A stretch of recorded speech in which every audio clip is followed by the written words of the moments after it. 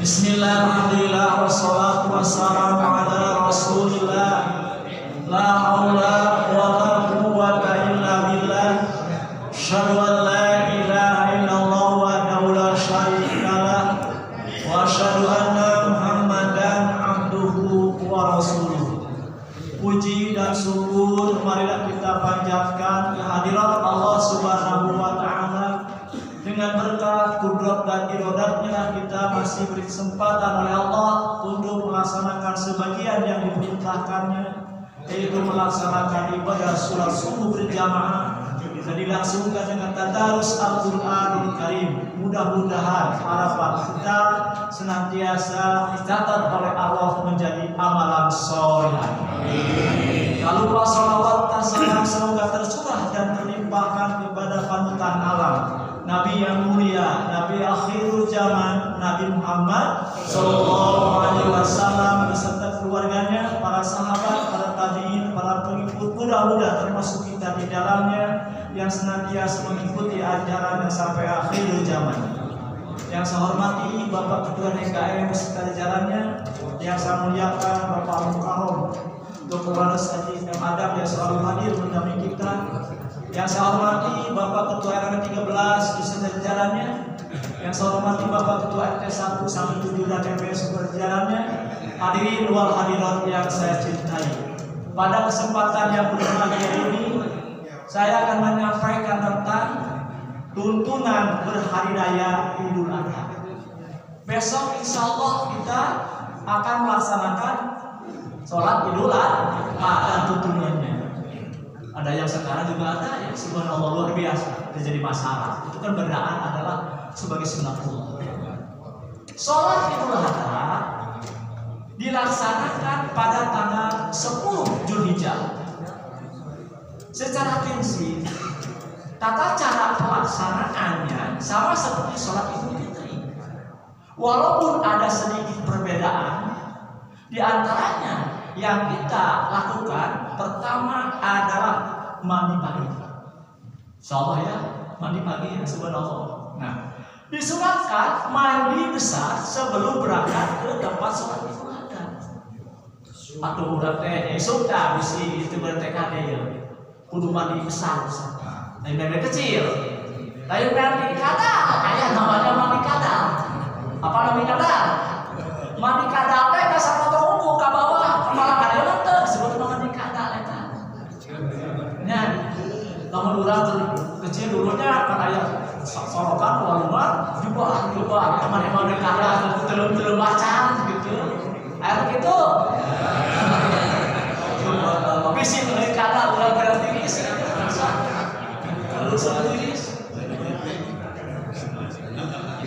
karena itu Ibnu Umar radhiyallahu anhu melaksanakannya. Rasulullah sallallahu alaihi wasallam bersabda, "An Malikin, an Nabiin, anna Abdullah bin Umar kana yugtasilu qabla ayyadu wa ilal musalla." Al-Malikin An-Nabiin dari Malik, dari Nabi An Abdullah bin Umar, ia berkata bahwa Abdullah bin Umar karena ia tasilu dahulu mandi pada hari Idul Adha. Qabla ayatu sebelum pergi ila mushola, ke mushola atau ke tempat sholat Idul Adha. Hadis riwayat Malik dalam Al-Muwatta dan Al-Imam Syafi'i dari jalan dalam kitab Dalam asal lain dari Jaddah, seseorang bertanya kepada Ali radhiyallahu anhu tentang mandi. Maka Ali berkata, "Mandilah setiap hari jika kamu mau." Ia menjawab, "Tidak, mandi itu benar-benar mandi." Ali radhiyallahu anhu berkata, "Mandi yang benar-benar mandi itu ada 4 hari. Pertama hari Jumat, yang kedua hari Arafah, yang ketiga hari Idul Adha besok, yang keempat hari Idul Adha." Hadis riwayat Baihaqi. Jadi ada 4 mandi yang betul-betul mandi. 4 hari itu mandi. Pertama adalah hari Jumat, sebelum Jumat kita mandi. Mandinya bukan mandi kadang, tapi mandi sebelum mandi. Adus sama cukuran mandi. Nah gitu ya, kalau orang kasih melaksanakan jimat tanya hubungan suami istri, adus dah. Mandi gitu, apa? Subhanallah. Lamun baul lama, lamun kayak sapu kudu kelor, sopan gitu nya. Subhanallah, itu tak ada rumah. Bener-bener. Daya mah saya modern, zaman modern, sapu, sampo, kaitan nah besoknya sebenarnya. Jadi hari Jumat, hari Arafah, hari Idul Adha, dan hari Idul Fitri. Yang kedua, tuntunan berhari raya itu adalah tidak makan sebelum sholat. Tidak makan sebelum sholat. Dari Abdullah bin Buraidah, dari ayahnya, ia berkata, karena Rasulullah SAW la yabdu yaumal fitri hatta yakula wala yakulu yaumal adha hatta yarji'a biha karaminan adiyah. Karena Rasulullah SAW la yabdu yaumal fitri, biasa berangkat sholat id pada hari Idul Fitri, hatta yakula, dan beliau makan terlebih dahulu. Kalau sholat Idul Fitri mah disunahkan makan dulu, karena Rasulullah mengikuti seperti itu. Tetapi di dalam sholat Idul Adha katanya wala yakulu yaumul adha, sedangkan pada hari Idul Adha hatta yarji'u payakula, beliau tidak makan lebih dulu kecuali setelah pulang dari sholat Idul Adha. Tak perbedaan antara sholat Idul Adha dengan Idul Fitri teh, kalau sholat Idul Fitri makan dulu, berangkat kamu sholat atau ke lapangan. Tetapi kalau sholat Idul Adha mah dilarang makan dulu, baru setelah selesai sholat Idul Adha pulang ke rumah makan dulu. Kumaha saya pertanyaan dia, tanya naon. Nah, pertanyaannya kumaha lamun tes di rumah ngarokok. Nah, ngarokoknya nek sholat Idul Adha kaji menang teh ngarokok. Hah? Mah subhanallah. Ada sebarokok pun ternyata ngarokok sebatang di rumah teh berangkat. Kan tadi di dalam melaksanakan sholat Idul Adha tidak boleh makan, disunatkan ya, sunat jadi wajib sunat. Udah sama aja. Lamun orang kaya menang sunat Rasul, makan rokok di dalam hal pelaksanaan sama dengan makan.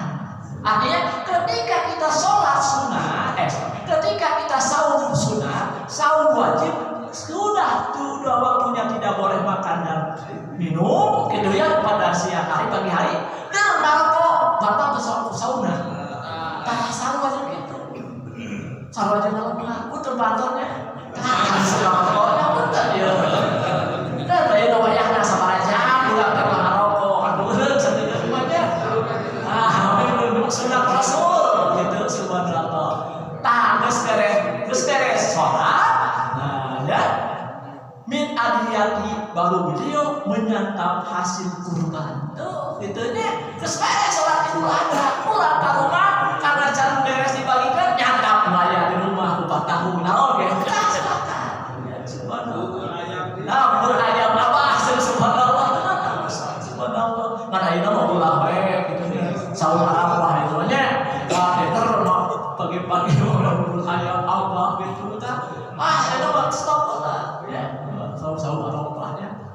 Maksud hadis ini, Nabi SAW pada waktu akan melaksanakan sholat Idul Adha tidak sarapan dulu. Jadi belum makan setelah melaksanakan sholat Idul Adha.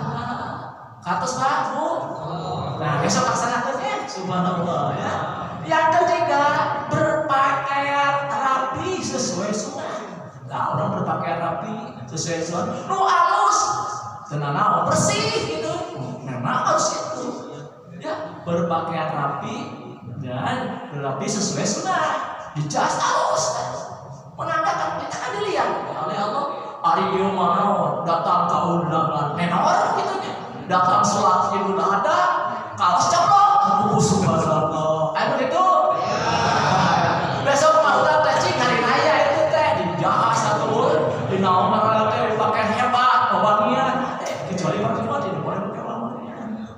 Ummu Atiyah berkata, amarona Rasulullah sallallahu alaihi wasallam an nukhrijahunna bil fitri wal adhal awatika wal haidu wa dawatil khudur fa ammal haidu fayadurina sholata wa yashaduna khair wa da'watal muslimin qultu ya Rasulullah ihdana la yakunu laha jalbab qala litul bisuha ahtuha min jilbaniya. Rasulullah SAW memerintahkan kami mengeluarkan para wanita gadis head dan pingitan. Adapun yang head maka mereka menjauhi sholat dan menyaksikan kebaikan dan dakwah doanya kaum muslimin. Aku berkata, ya Rasulullah, seorang di antara kami ada yang tak punya jilbab. Beliau menjawab, hendaknya saudaranya memakaikan atau meminjamkannya jilbabnya kepada saudaranya. Hadis riwayat Bukhari nomor hadis 971 dan hadis riwayat Muslim nomor hadis 890. Nah, saking pentingnya melaksanakan Idul Adha besok sampai Rasulullah SAW wanita harus datang, baik yang sedang head,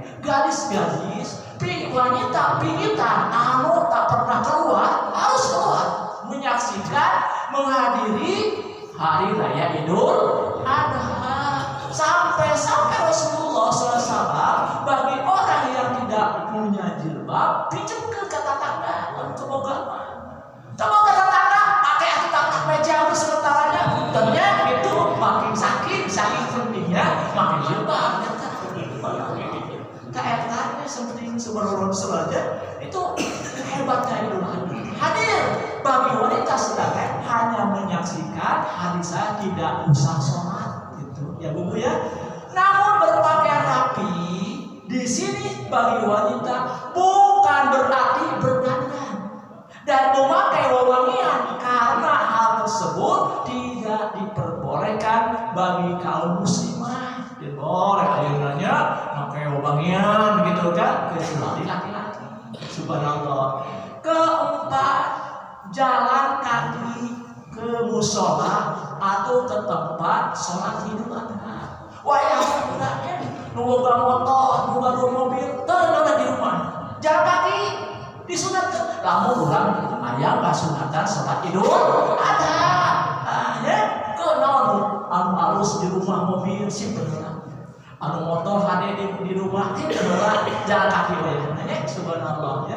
Nah, Ali bin Abi Thalib radhiyallahu an berkata, minas sunnati an tahruja ila idi masyan, termasuk perbuatan sunnah kamu keluar mendatangi sholat Id dengan berjalan kaki. Hadis riwayat At-Tirmidzi. Jadinya disunatkannya berjalan kaki. Oh, berapa besoknya sholat subuh di dia pengajian langsung ke jalan mana? Ke tempat gerbang GBA akan dipimpin oleh Pak Ustadz ini. Subhanallah, luar biasa. Langsung mutas luar biasa hadir. Abu Isa At-Tirmidzi rahimahullah berkata, dalam sunnah At-Tirmidzi hadis ini diamalkan di sisi para ahli ilmu. Mereka menganjurkan seseorang keluar menuju sholat Id dengan berjalan kaki. Yang kelima, takbir ketiga menuju musola atau lapangan.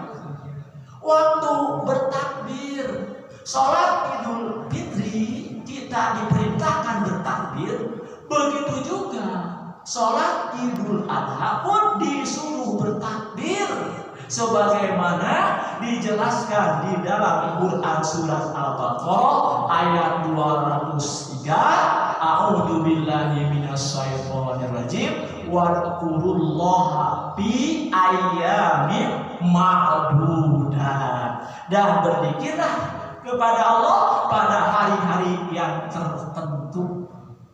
Jadi perintahkan berzikir kepada Allah, termasuk takbir tadi, dan berzikirlah kepada Allah dengan membaca takbir sesudah sholat 5 waktu dan ketika melontar pada hari yang telah ditentukan jumlahnya, yaitu hari tasyrik tanggal 11, tanggal 12, dan tanggal 13 Zulhijjah.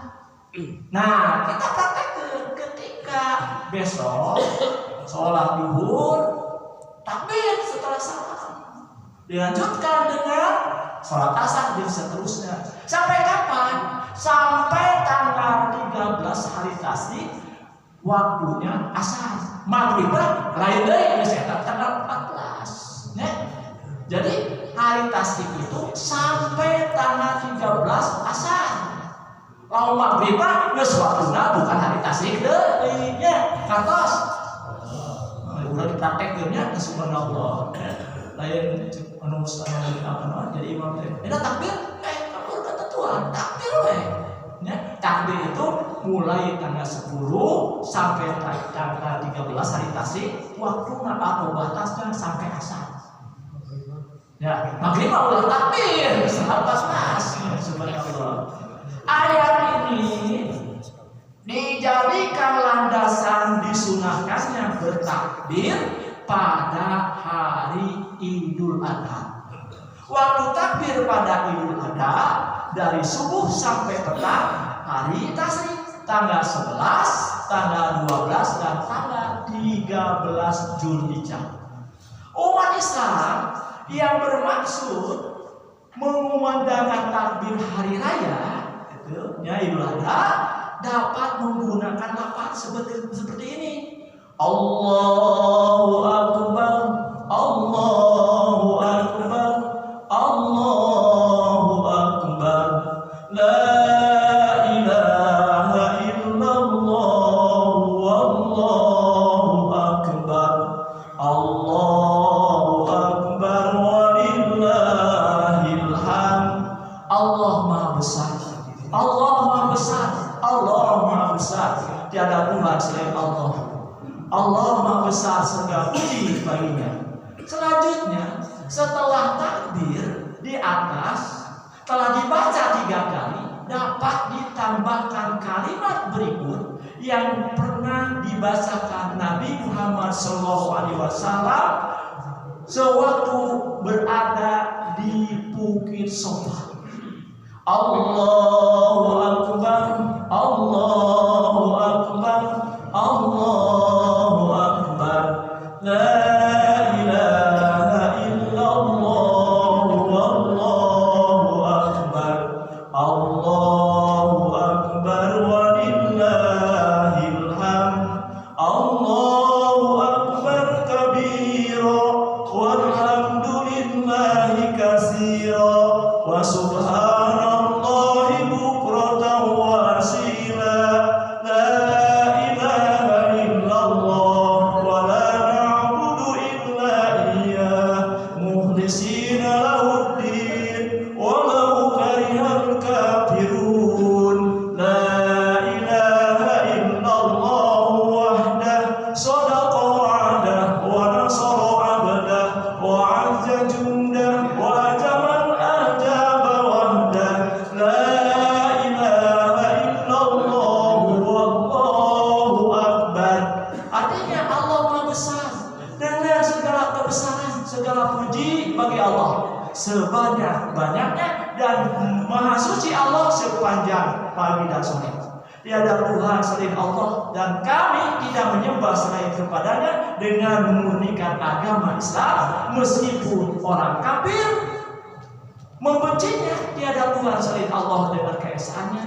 Dia menepati janji, menolong hamba dan memuliakan para tentaranya, serta melarikan musuh dengan keesaannya. Tiada Tuhan selain Allah. Yang keenam, sholat id berjamaah. Ya. Sahna merayakan atau melaksanakan sholat Idul Adha adalah dengan sholat Id berjamaah. Secara prinsip, cara sholat Id sama dengan cara sholat subuh, yaitu 2 rakaat. Perbedaannya dalam sholat Id, takbir pada rakaat pertama 7 kali dan takbir pada rakaat kedua sebanyak 5 kali. Karena di sela-sela takbir, setiap takbir atau tiap takbir disunatkan, dianjurkan membaca begini gitu, Allahu Akbar gitu ya. Nah, Subhanallah walhamdulillahi wala ilaha illallah wallahu akbar. Allahu Akbar. Rakaat pertama 7 takbiran. Rakaat kedua 7 masuk itu tangannya sebenarnya kosong utara-utaranya kosong sakatulnya. Nah, subhanallah walhamdulillahi wala ilaha illallah wallahu akbar. Subhanallah sebelum baca Al-Fatihah dari kemudian dan imam nanti subhanallah ya. Tapi imam kan membaca subhanallah subhanallah dina apa namanya diri sendiri gitu. Nabi SAW bersabda, Amir bin Auf radhiyallahu berkata, Nabi SAW bertakbir pada sholat Id 7 kali pada rakaat pertama dan 5 kali pada rakaat kedua sebelum membaca Al-Fatihah. Hadis riwayat At-Tirmidzi. Subhanallah ya. Nah, kan sebelum membaca Al-Takbir rakaat pertama 7 kali. Bacaan sela-selanya subhanallahi walhamdulillahi wala ilaha illallah wallahu akbar. Di rakaat kedua 5 takbiran. Subhanallah. Kantos Pak Bu? Oke, besoknya praktekannya? Insyaallah besoknya subhanallah. Nabi sallallahu alaihi wasallam bersabda dari Abu Sa'id Al-Khudri, ia mengatakan bahwa Rasulullah SAW dahulu keluar di hari Idul Fitri dan Idul Adha untuk sholat. Yang pertama kali beliau lakukan adalah sholat, lalu berpaling dan kemudian berdiri di hadapan manusia, sedang mereka duduk di saf-saf mereka. Kemudian beliau menasihati dan memberi wasiat kepada mereka serta memberi perintah kepada mereka. Bila beliau ingin mengutus sesuatu utusan, maka beliau utus, atau ingin memerintahkan sesuatu maka beliau perintahkan, lalu beliau pergi. Hadis riwayat Bukhari dan Muslim. Yang ketujuh, mendengarkan khutbah. Nah, tadi pulang ngobrol ya, khutbah teh. Kadang-kadang terus ngobrol aja. Ayo ngobrol, khutbah. Kade ngarokok deh yang khutbah ya, kadenya. Khutbah teh jangan ngobrol, jangan bicara, dengarkan. Jamaah ini dipersilakan duduk mendengarkan khutbah apa yang akan disampaikan oleh khotib tersebut. Yang kedelapan, pulang dengan rute yang berbeda. Pulang dengan rute yang berbeda. Macam aja rute yang berbeda. Kalau tadi udah usahanya di rumah teh, ya jalan kanan berangkat teh, usahakan akhirnya ke jalan kiri. Ya jalan satu-satunya jalan ya. Nah, usahakan udah teh berangkat Idul Adha teh jalan kiri, jalan kanan. Pakai pulang lewat ke kiri supaya menang sunnah Rasul. Kantos. Oh, udah baru lama mungkin Nabi kuringan dengar lantar pulang udah berkat teh hiji, kacet itu kumpul di mana betul sebentar gitu. Kenapa? Ya praktekkan orang supaya Rasul dari rumah berangkat melalui jalan kanan. Pulang sholat Idul Adha lewat kiri. Ini subhanallah. Itu tak gampang utamanya. Susah memang dirinya. Subhanallah boleh susah. Yang kumpulin angkat itu lain maksudnya. Subhanallah. Udah banyak jijin aja lah. Rasulullah SAW bersabda, An Jabir bin Abdullah radhiyallahu anhu Nabi sallallahu alaihi wasallam idza kana yaumu'id khalafat thariq. Anjarin di Abdullah radhiyallahu anhu dari Jabir bin Abdullah radhiyallahu anhu, qala dia berkata, karena Nabi sallallahu alaihi wasallam bersabda, idza kana yaumun idin, apabila di hari Id khalafat thariq, beliau mengambil jalan yang berbeda. Hadis riwayat Bukhari. Kantos kan? Alhamdulillah. Yang ke-9, yang terakhirnya subhanallah, menyembelih kurban. Selesai melakukan sholat Idul Adha, Rasulullah SAW menyembelih kurban. Sebagaimana dijelaskan dalam keterangan berikut, sesungguhnya yang pertama kami lakukan pada hari Idul Adha adalah sholat. Kemudian kita kembali ke rumah lalu memotong kurban. Siapa yang melakukan seperti ini berarti ia berbuat sesuai sunnah kami, itu kan ya. Man dabaha qabla sholati fa innama dabaha li nafsihi wa man dabaha ba'da sholati faqad tamma nusuhu fa asaba sunnatil muslimin. Mandahaba barang siapa yang menyembelih hewan kurban qabla sholati, sebelum sholat Idul Adha, fa innama dabaha li nafsihi, maka dia berarti menyembelih untuk dirinya sendiri. Wa man dabaha, barang siapa yang menyembelih ba'da sholati, setelah sholat Idul Adha, faqad tamas nusukuhu, maka dia telah menyembelih kurbannya. Wa asaba sunnatul muslimin, dan dia telah melakukan sunat kaum muslimin. Hadis riwayat Bukhari. Keterangan ini menegaskan bahwa penyembelihan kurban harus dilaksanakan setelah sholat Idul Adha pada tanggal 10 Zulhijjah. Penyembelihan kurban bisa dilakukan atau dilaksanakan tanggal 10 selesai sholat Idul Adha, atau tanggal 11, tanggal 12, dan tanggal 13 Zulhijjah. Kata sepatu, mungkin itu yang saya dapat sampaikan. Mudah-mudahan ini yang bermanfaat, bermanfaat, diamalkan dalam kehidupan sehari-hari. Kurang lebih mohon maaf. Mari kita berdoa dulu kepada Allah Subhanahu wa taala. Amin ya Allah ya rabbal alamin. Allahumma shalli ala sayyidina Muhammad wa ala ali Muhammad kama shallaita ala Ibrahim wa barik ala Muhammad wa ala ali Muhammad kama barakta ala Ibrahim wa Ibrahim fil alamin innaka Hamidum Majid.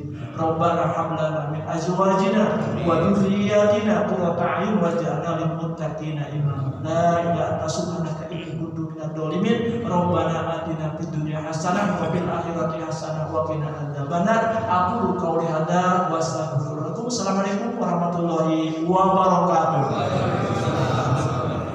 Alhamdulillah, kita telah bersama-sama mendengarkan wasiat yang telah disampaikan oleh Bapak Haji